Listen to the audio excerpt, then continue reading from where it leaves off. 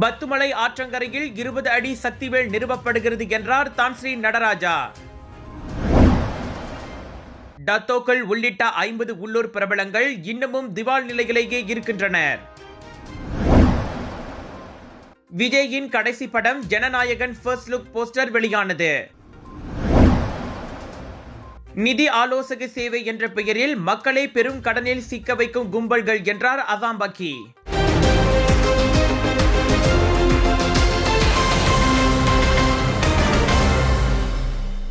பத்துமலையில் ஆண்டுதோறும் தைப்பூச திருவிழாவுக்கு பக்தர்களுக்கு வசதிகளையும் ஆன்மீக அம்சங்களையும் ஸ்ரீ மகா மாரியம்மன் தேவஸ்தானம் தவறாமல் மேம்படுத்தி வருகின்றது. அந்த வகையில் இந்த ஆண்டில் காவடி எடுக்கும் ஆற்றங்கரையில் 20 அடி அளவிற்கு சக்திவேல் நிறுவப்படும் என்றார் ஸ்ரீ மகா மாரியம்மன் தேவஸ்தானத்தின் தலைவர் தான்ஸ்ரீ ஆர் நடராஜா. பத்துமலை ஆத்தங்கரையில் காவடி எடுப்பவர்கள் நற்செய்தி. ஸ்ரீ மகாமாரியம்மன் தேவஸ்தானம் அங்கு ஒரு 20 அடி வேலை 2ஆம் தேதி 2வது மாசம் 25வது இந்த வருடம் ஞாயிற்றுக்கிழமை காலை 10:30 மணிக்கு மேல் 12 மணிக்குள் ஆத்தங்கரையில் பத்துமலை முருகப்பெருமானின் சக்தி வேல் ஸ்தாபனம் செய்யப்படுகிறது. அந்த வேல் அங்கே இருக்கும். ஆற்றங்கரையிலிருந்து காவடி எடுப்பவர்களை அந்த வேல் காக்கும்.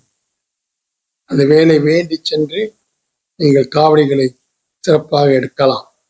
அந்த ஏற்பாடுகளை தேவஸ்தானம் செய்திருக்கின்றது.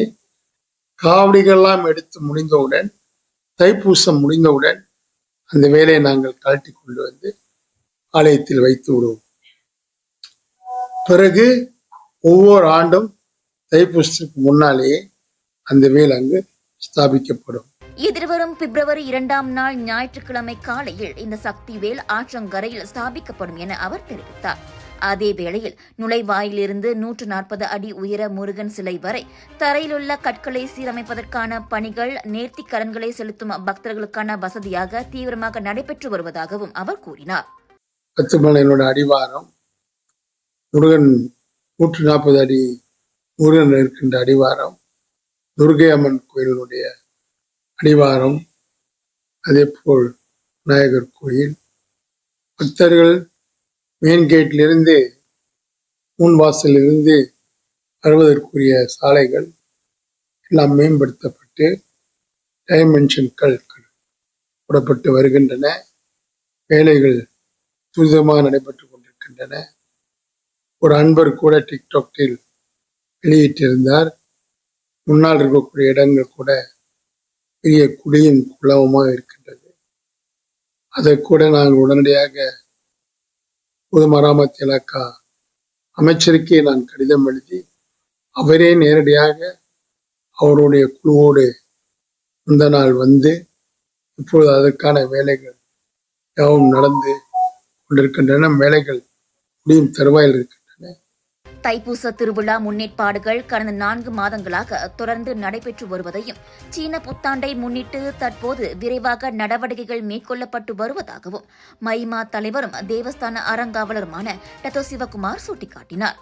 இவ்வாண்டு பக்தர்கள் பத்துமலையில் பக்தி நெறியுடன் ஆன்மீக அனுபவத்தை பெறுவதோடு ஒரு ஒன் ஸ்டாப் சென்டர் போல் கலை மற்றும் கலாச்சார அம்சங்களையும் காண முடியும் என அவர் தெரிவித்தார். முருகப்பெருமானை தவிர அடுத்தது வள்ளி தெய்வானை மேல கோயில்கள் சுத்தி பட்டு சிவன் ஆலயம், பெருமாள் ஆலயம், ஆஞ்சநேயர் ஆலயம், சனீஸ்வரன், துர்கா அம்மன் அப்படி பார்த்தால புதுசா எடுத்தீங்கன்னா இந்த வருஷம் துர்கா அம்மன் சிலை 40 அடி சிலை படித்திருக்க சிலை இங்க இருக்கு இந்த வருஷம். அதே நேரத்துல art and gallery Valluvar Kottam art gallery கட்டப்பட்டு இருக்கு. அது இன்னும் அழகா பெயிண்ட் அடிச்சு புது ஆளுங்க வர்றதுக்காக புது தோற்றத்தை அழகா மாத்தி வச்சிருக்காங்க. அதே நேரத்துல ராமாயண கோவில் எடுத்தீங்கன்னா புதுசா அந்த சிலைக்கு கலர் வர்ணங்களெல்லாம் பூசி அதுக்கு உண்டான ஒரு மெடிடேஷன் ஹால் மாதிரி மேல அழகா கட்டி வச்சிருக்காங்க.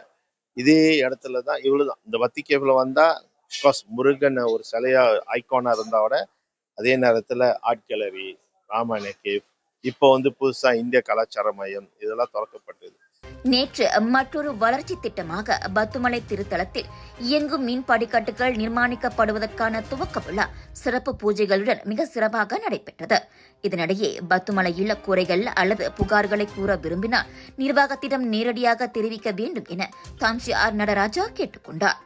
பக்தர்களும் அவர்களுடைய உதவிகளையும் அவர்களும் ஒத்துழைப்புகளையும் நம்மோடு சேர்ந்து வழங்க வேண்டும். அதை தவிர்த்து விட்டு டிக்டாக்டில் எதுவும் சொல்லுவது மிகவும் வருத்தமாக இருக்கின்றது. ஒரு தேவஸ்தானத்தின் மீது ஒரு களங்கத்தை உண்டு பண்ண வேண்டும். இவர்கள் இதுதான் வேலை. இதை தொடர்ந்து செய்பவர்களை நான் வன்மையாக கண்டிக்கின்றேன். எந்த புகாரும் சொல்ல வேண்டும் என்றால் நிர்வாகத்தில் தான் நான் உட்கார்ந்திருப்பேன். என்னுடைய அலுவலகத்தில் நீங்கள் தாராளமாக வாருங்கள்.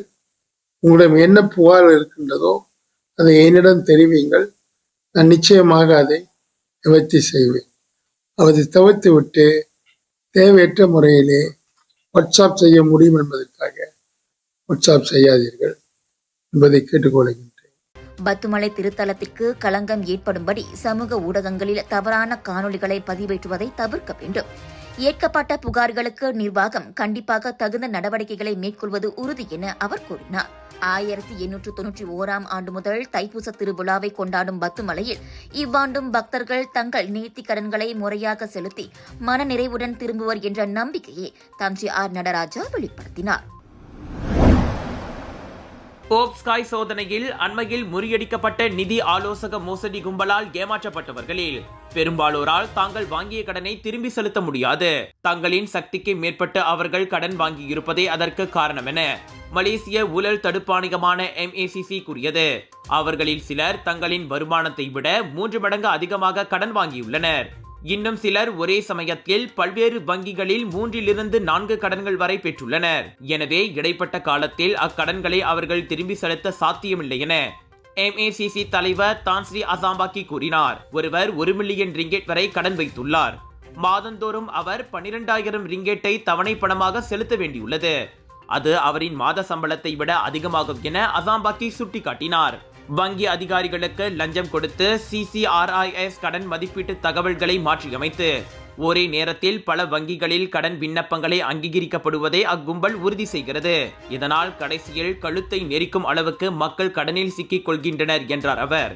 இந்த நிதி ஆலோசக மோசடி தொடர்பில் 18 வங்கியாளர்கள், 8 நிறுவன இயக்குநர்கள், 1 ஏஜென்ட் என இதுவரை 27 பேர் கைதாகியுள்ளனர்.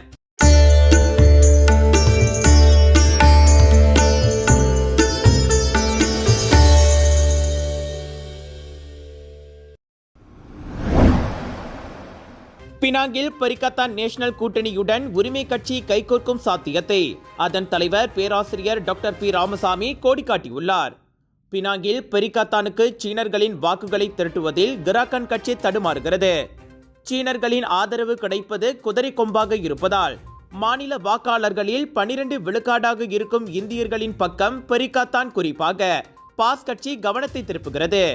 அவ்வகையில் பாஸ் மற்றும் இந்தியர் அடிப்படையிலான உரிமை கட்சி இடையே அதிகாரப்பூர்வமற்ற பேச்சுவார்த்தைகள் தொடங்கியுள்ளன. தேர்தல் உடன்பாடு எதுவும் இன்னும் எட்டப்படவில்லை என்றாலும் ஒரு மலா இந்திய அரசியல் ஒத்துழைப்பை சோதிப்பதற்கான ஆரம்ப முயற்சியாக இது பார்க்கப்படுகிறது. ஒருவேளை பினாங்கில் இப்புதிய நகர்வு சாத்தியமானால் தேசிய அளவில் ஒரு பலமான எதிர்க்கட்சி கூட்டணிக்கு இது அச்சாரம் போடும். பெரிகத்தானுக்கு இந்தியர்களின் ஆதரவும் சொல்லிக்கொள்ளும் வகையில் இல்லை. இப்படி இருக்க உரிமை கட்சியுடன் கைகோர்ப்பதன் மூலம் பெரிகத்தான் லாபம் அடைய முடியும். குறிப்பாக 35 விழுக்காட்டு இந்திய வாக்காளர்களை கொண்ட பிராய் போன்ற தொகுதிகளில் உரிமை கட்சி மாற்றத்தை ஏற்படுத்த முடியும் என ராமசாமி தனது ஃபேஸ்புக் பதிவில் கூறினார். இவ்வேளையில் அவ்விவகாரம் குறித்து பேசிய பெரிகத்தான் உறுப்பு கட்சியான MIPP எனப்படும் மலேசிய இந்தியர் மக்கள் கட்சி பினாங்கில் இந்தியர் மலாய் தேர்தல் உடன்பாட்டுக்கு தலைமை ஏற்க தயார் என்றது. இது குறித்து பெரிகத்தான் உச்சமன்ற அளவிலும் கூட்டணி கட்சிகள் இடையேயும் தான் பேச வேண்டும் என MIPP தலைவர் பி புனிதன் கூறினார். வரும் மாதங்களில் பினாங்கில் பெரிய பேரணியை நடத்தி MIPP தனது பலத்தை காட்டும் என்றார் அவர். நாட்டில் டத்தோ பட்டம் கொண்ட பணக்கார பாடகர்கள் உள்ளிட்ட 50 பிரபலங்கள் இன்னமும் திவால் நிலையிலேயே உள்ளனர். திவாலானதாக அறிவிக்கப்பட்டதும் மாதம் செலுத்த வேண்டிய தவணை பணத்தையும் அவர்களில் சிலர் செலுத்துவதில்லை என தேசிய திவால் துறை அம்பலப்படுத்தியுள்ளது. திவால் நோட்டீஸ் வெளியிடப்பட்டு நீண்ட நாட்கள் ஆன போதும் அவர்கள் ஒத்துழைக்க மறுக்கின்றனர். இதனால் திவால் நிலையில் இருந்து அவர்கள் விடுபட தங்களால் உதவ முடியாத சூழ்நிலை உருவாகியுள்ளதாக அத்துறையின் இயக்குனர் டத்தோ எம் பக்ரி அப்துல் மஜீத் கூறினார். திவாலான பிரபலங்கள் தங்களின் ஆடம்பர வாழ்க்கையை சமூக ஊடகங்களில் காட்டிக்கொள்வதை மறப்பதில்லை. ஆனால் மாதா மாதம் செலுத்த வேண்டிய தொகை சிறியதே என்றாலும் அதை அவர்கள் மறந்து விடுகின்றனர். சிலர் 5 ஆண்டுகளுக்கு மேலாகியும் திவால் நிலையிலேயே இருக்கின்றனர். உரிய ஒத்துழைப்பு வழங்கி தவணை பணத்தை செலுத்தி இருந்தால் எப்போதோ அவர்கள் விடுபட்டிருக்கலாம் என டத்தோ பக்ரி கூறினார். திவாலான பிரபலங்களில் 2 மூத்த ராக் இசை பாடகர்களும் சில நடிகர் நடிகைகளும் அடங்குவர் என்றார் அவர். சபா சண்டாகானில் இன்று காலை சுற்றுலா பேருந்து கவிழ்ந்ததில் சீனாவை சேர்ந்த 6 சுற்றுப்பயணிகள் உட்பட 7 காயமடைந்தனர். 63 வயது பேருந்து ஓட்டுநரும் படுகாயமடைந்தார். ஜாலான் சிபுகாவில் ஒரு பேரங்காடிக்கு முன்புறம் இன்று காலை 9 மணிக்கு அவ்விபத்து நிகழ்ந்தது. தீயணைப்பு மீட்புத் துறையினர் வந்து சேருவதற்குள் காயமடைந்த அனைவரும் அங்கிருந்த பொதுமக்களால் மருத்துவமனையில் சேர்க்கப்பட்டனர். சம்பவத்தின் போது 13 பெரியவர்கள் 4 குழந்தைகள் என மொத்தம் 17 சீன சுற்றுப்பயணிகளை அப்பேருந்து ஏற்றியிருந்தது. விபத்துக்கான காரணம் கண்டறியப்பட்டு வருகிறது. விவசாயத்தை அச்சுறுத்துவதால் தைவானில் லட்சக்கணக்கான பச்சொந்திகளை கொல்ல அந்நாட்டு அரசு உத்தரவிட்டுள்ளது. கிழக்காசிய நாடான தைவான் விவசாயம் அடிப்படையிலான பொருளாதாரத்தை அதிகம் நம்பியுள்ளது. இந்நிலையில் கிரீன் இக்வானாஸ் எனப்படும் பெரிய அளவு பச்சோந்திகளின் எண்ணிக்கை அங்கு அதிகரித்து விவசாய நிலங்கள் பாதிக்கப்பட்டுள்ளன. அவற்றை வீட்டில் செல்ல பிராணிகளாக வளர்க்கும் தைவானிய மக்கள் 1 வருடத்திற்கு பிறகு கூண்டுக்குள் அடைக்க முடியாது என்பதால் அவற்றை காட்டுக்குள் விட்டு விடுகின்றனர். இதனால் விவசாய நிலங்களுக்குள் புகுந்து அவை சேதம் விளைவிக்கின்றன. கடந்த ஆண்டு 70,000 பச்சோந்திகள் கொல்லப்பட்ட நிலையில் இவ்வாண்டு 1,20,000 பச்சோந்திகளை கொல்ல உத்தரவிடப்பட்டுள்ளது. வனவியல் மற்றும் இயற்கை பாதுகாப்பு அமைப்பின் தகவலின்படி தைவானில் சுமார் 2 லட்சம் பெரிய வகை பச்சோந்திகள் இருக்கின்றன. மத்திய அமெரிக்கா மற்றும் கரிபியன் தீவுகளை தாயகமாக கொண்ட இவ்வகை பச்சோந்திகளை இரையாக்கும் உயிரினங்கள் தைவானில் இல்லை என்பதும் அவற்றின் எண்ணிக்கை பெருகுவதற்கு காரணமாகும். இந்த தேங்காய் எண்ணெய் சமையல்ல அப்படின்னு ஸ்பெஷல் இருக்கு. கேரளாவிலிருந்து தயாரிக்கப்பட்ட ரேனாயூர் சமையல் தேங்காய் எண்ணெயில சமையல் செஞ்சு சாப்பிட்டா தரமாவும் இருக்கும், அறுசுவையாவும் இருக்கும்.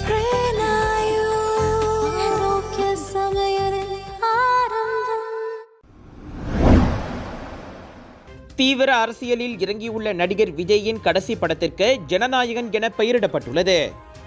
வினோத் இயக்கத்தில் விறுவிறுப்பாக படப்பிடிப்பு நடைபெற்று வரும் அப்படம் இதுநாள் வரை தற்காலிகமாக தளபதி 69 என்று அழைக்கப்பட்டு வந்தது. இன்று அப்படத்தின் ஃபர்ஸ்ட் லுக் போஸ்டர் வெளியிடப்பட்ட நிலையில் தொண்டர்கள் முன்பாக அவர் செல்ஃபி எடுப்பது போன்ற படம் அதில் இடம்பெற்றுள்ளது. இதையடுத்து விஜயின் கடைசி படம் அரசியல் கதையை மையமாக கொண்டே வெளிவரும் என்ற கணிப்பு உறுதியாகியுள்ளது. ஹிந்தி நடிகர் பாபி டியோல், பூஜா ஹேஜ், கௌதம் வாசுதேவ் மேனன், பிரகாஷ் ராஜ், வரலட்சுமி உள்ளிட்ட பலர் முக்கிய கதாபாத்திரங்களில் நடிக்கும் இப்படத்திற்கு அனிருத் இசையமைக்கிறார். கடந்த அக்டோபரில் தமிழக வெற்றி கழகம் என்ற அரசியல் கட்சியை பிரம்மாண்டமாக தொடங்கிய விஜய் 2026 சட்டமன்ற தேர்தலில் ஆட்சியை பிடிக்க குறிவைத்துள்ளார்.